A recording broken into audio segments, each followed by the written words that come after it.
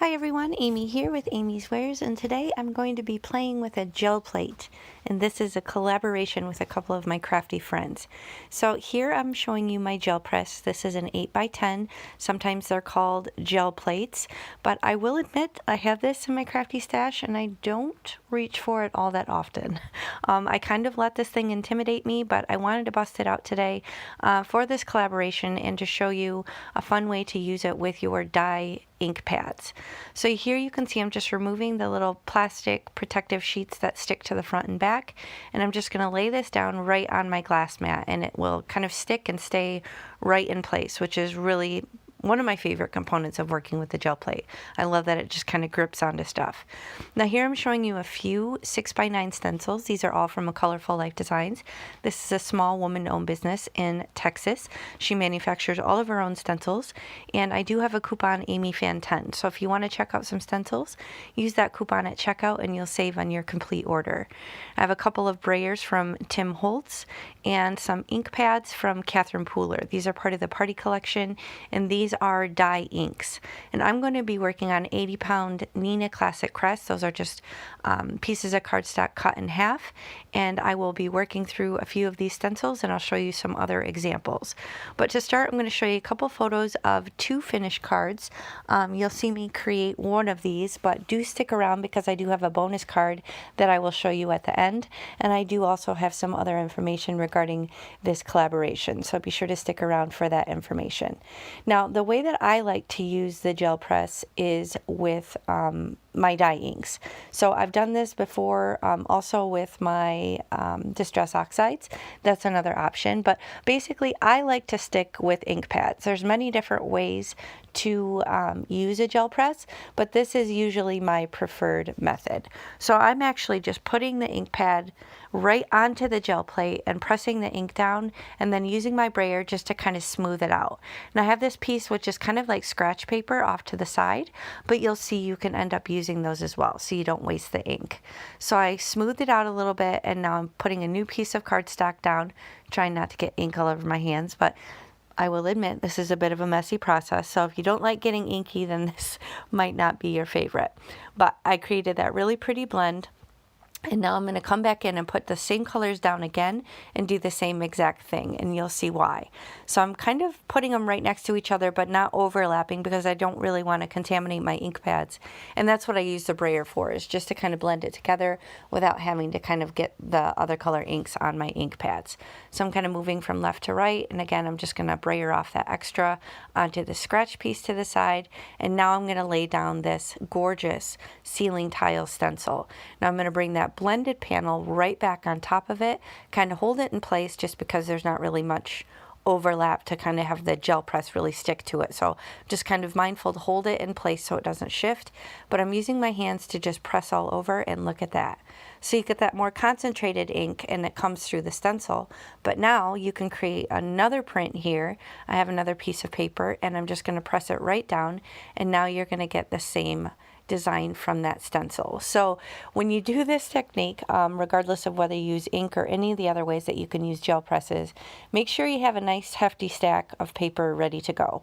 I know a lot of people will use like a thinner, not necessarily a copy weight sort of paper, but I don't typically like using that sort of paper. That's one thing about gel presses that isn't my favorite. Now here is one of my lovely friends, Allison Haikila. You may have heard me talk about Al before, but this is actually a collaboration with her as well as my friend Lauren. So these two lovely crafty ladies are going to show you two other ways to use gel plates. So they're going to use different mediums from your crafty stash and show you different fun ways to use your gel plate if you have one of these. And we're actually, all of us are going to use one of the same stencils as well, maybe with some others as well, just to kind of show you how versatile some of these stencils can be. So do stick around to the end. I will link their videos in my end screen so you can hop on over and check out what they did with these gel plates and with their stencils. So you don't want to miss it. These ladies are awesome. Anyway, so I'm just going to kind of create a new design here.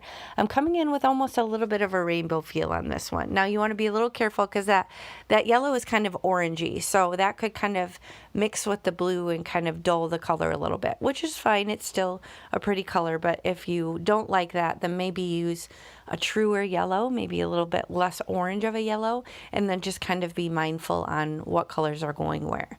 So I created that first blend panel, and now I came back in again with these 3 colors, and now I'm going to bring in this stained glass. I almost said shattered, but it's stained glass, and this is actually the stencil that you will see all 3 of us using. So this is a very versatile stencil. You can use it in so many different ways. It's actually one of my favorites from the shop. So now I'm just pushing that panel down, and I actually used the scrap piece on that one, and you can see how cool that ended up looking. So now I'm going to bring another piece in here and create yet another panel on that blended piece, and this is much more subtle. So here I'm going to wipe off the gel press and come in for a little bit more play. So this is where it's really fun. You can create so many panels for your cards. As you can imagine, I'm having a lot here. I'm only making a few finished cards here for today's video, but I have a ton of extra panels now ready to go for future cards. So this one was a little haphazard. I was kind of just playing around, and you could see when I flip it over, it's a bit of a hot mess. So not my favorite. You could save it, use it for die cutting out some sentiments. Here I'm just wiping it off. But you'll see I do end up actually just kind of using the back side of that paper. So if you don't love something, don't throw it out. Just hang on to it. Find a different way to use it. Maybe you could do another gel press print on top of it. Maybe you could die cut some, sentiments from it if you have any like standalone sentiment dies. But here I use the same colors. I just kind of blended it differently, and now this is where I decide to use the back instead. So I have this I can't remember the name of this, something grid stencil. It's really cool, but like I said, I'll have it linked below. And now I dropped the piece down here. I didn't mean to kind of have it all cockamamie like that, but I kind of dropped it, and the gel press just really gripped it. So I'm just going to kind of piece what part of that panel I want to use. But here I'm going to show you a ton of panels that I just made. So here's with that last one and the nice bluish purpley colors, and I have this which I can kind of hang on to just for die cutting or whatever. So I have those 3 half sheets of cardstock which can be turned into many different panels. And then here I have this scratch sheet, which is really pretty, and the ceiling tile, kind of almost like a mono print that you get when you use the stencil and make a few different prints. So I have all those. And this, like I said, if I cut these down with some, A2 size panels, that's a lot of cards you can make with this. So this is a great way to kind of just do the technique and build up panels for your crafty stash. Now these are ones I did a different time. I actually just squished all different ink pads down.